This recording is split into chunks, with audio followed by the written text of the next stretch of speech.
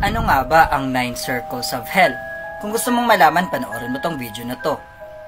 Ang 9 Circles of Hell ay ayon nga sa sulatin ni Dante Alighieri na Divine Comedy, kung saan ang narrator ay nakapunta mismo sa impyerno matapos siya iligtas ng Roman poet na si Virgil. At doon nga ay nakita nila ang 9 Circles of Hell. First circle, Limbo. Dito daw napupunta ang mga taong hindi nabibinyagan o paganonong nabubuhay pa. Ang mga kaluluwa daw dito ay nakatira sa isang kastilyo na may 7 tarangkahan.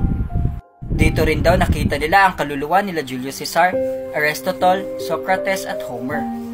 Second circle, Lust. Dito daw napupunta yung mga taong uhaw sa makamundong kasiyahan o yung mga taong nanonood ng porn. Ang parusa dito ay ang malalakas na hangin na nagtataboy sa mga kaluluwa, at dito nga rin nakita sila Cleopatra at Helen of Troy. 9 Circles of Hell, Part 2. Third circle, Gluttony. Dito daw napupunta yung mga taong may labis na katakawan sa pagkain.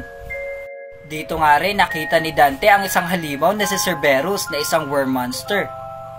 Ang mga kaluluwa daw na nasa parte ng impyernong ito ay nakalublob sa isang pool na malamig na tubig, gaya ng pagkalodod nila sa mga pagkain o inumin.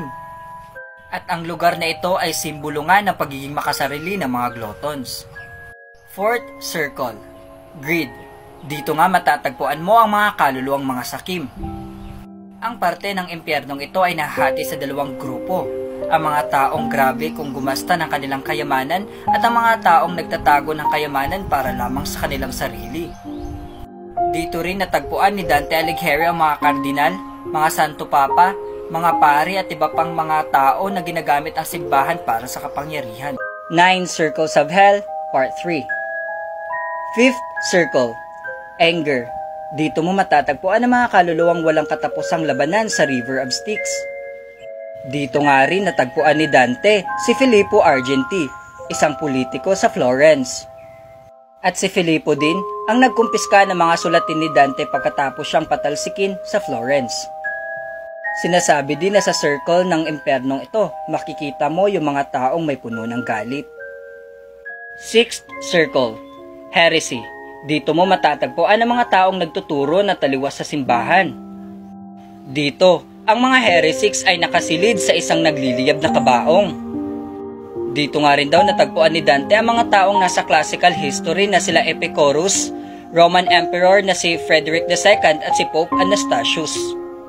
9 Circles of Hell, Part 4. Seventh circle, Violence. Ang circle ng impyernong ito ay nahati nga sa 3 rings, at ito ay ang unang ring para sa mga mamamatay tao. Dito nga rin daw natagpuan ni Dante sila Alexander the Great at Dionysus the First. Ayon nga kay Dante, ang first ring nga ay ang mga kaluluwa daw dito ay nakalubog sa ilog na puro dugo. Sa second ring ay ang mga taong nagpakamatay. Ayon kay Dante, ang mga kaluluwa daw dito ay pinapakain sa mga harpies o halimaw. Ang inner ring ng impyernong ito ay para nga sa mga sadista. At ayon nga kay Dante, sila daw ay isang nasa mainit na disyerto na pinauulanan ng mga apoy. 9 Circles of Hell, Part 5. 8th circle, Fraud. Ang circle nga ng impyernong ito ay nahati sa 10 bolgia or stony ditches. Sa unang bolgia, matatagpuan mo nga ang mga sadista. Sa pangalawa, ang mga mayayabang. At ang pangatlo ay para sa mga sinungaling. Ang pang-apat daw ay para sa mga manghuhula o mga false prophet, at ang pang-5 ay para sa mga politiko na mga sinungaling.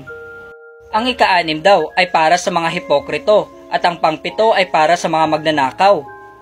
Ang pang-8 naman daw ay para sa mga taong nagbibigay ng payo na may intensyon. Sa pang-9 na bolgia, dito mo daw makikita ang mga sinungaling na nagnanais na paghiwalayin ang iba o pag-awayin sila.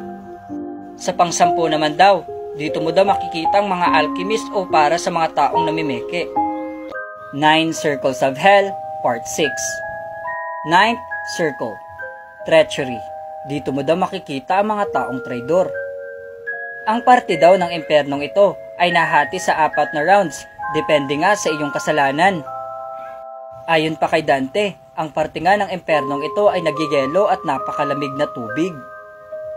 Ayon pa dito, kung gaano daw kalalim ang iyong pagtratraidor ay ganoon din kalalim ang paglubog mo sa mga nagyayelong ito. Ang unang parte nga ng impernong ito ay tinatawag nga na Kaina. Hango nga kay Cain na pinatay si Abel. Ay kalawang parte nga ay tinatawag na Athenora. Hango kay Athenor na isang tagapayo ni King Priam bago bumagsak ang Troy. Ang pangatlong parte nga ay tinatawag na Ptolemaea na hango nga kay Ptolemy. At ang pang-apat na parte ay tinatawag nga na Judeca. Hango kay Judas na nagtraidor kay Jesus.